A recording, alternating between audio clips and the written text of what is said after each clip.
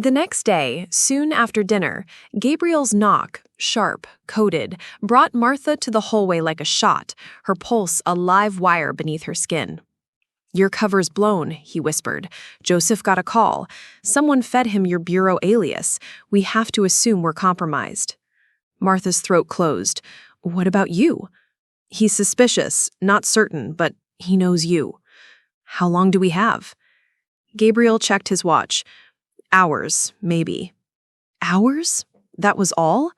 She nodded once, the weight of it hitting like a wave. "Prep the exit. Get the drive to Langley. I need 10 minutes. He didn't question her. He never did.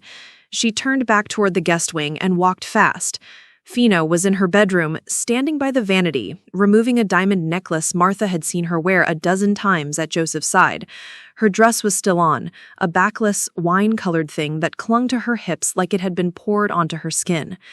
She looked at Martha in the mirror and froze. "It's happening," Fina said, already knowing.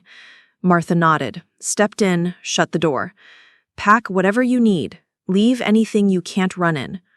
Fina set the necklace down slowly, her fingers trembling. "Will we make it?"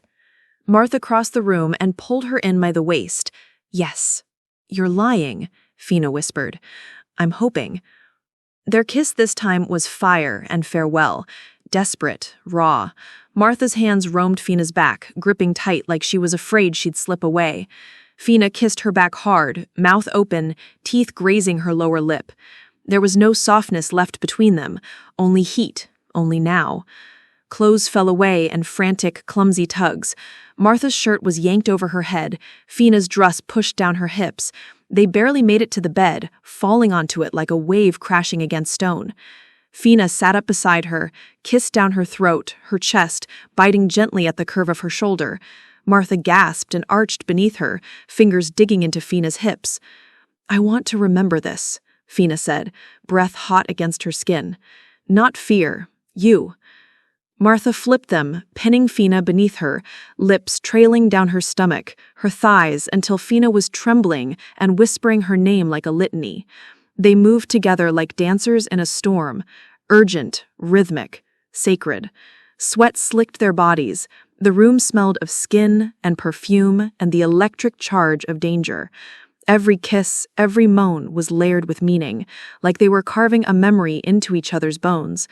When Fina came apart beneath her, her nails in Martha's back, her body arched and shaking, she whispered something Martha wasn't sure she was meant to hear. "I'd burn the whole world for you." Martha kissed her deeply, fiercely, holding her through the aftershocks, and in that moment, she wanted it too. The end of the mission, the death of the lies, the truth even if it cost her everything. They stayed tangled together for a while, the minutes thinning through sand through a glass. Outside, the estate buzzed with motion, armed guards moving into new positions, doors being locked from the inside, and Joseph's shadow growing longer with every second. Fina finally sat up, pulling a sweater over her bare skin. "I have to do something," she said, eyes glassy. "He can't know I'm helping you. He'll kill me before I ever leave this house." Martha nodded. "What are you thinking?" Fina's jaw set. "A distraction, one only I can make." Martha reached for her hand. "Fina!" But she was already pulling away, already planning something in her head.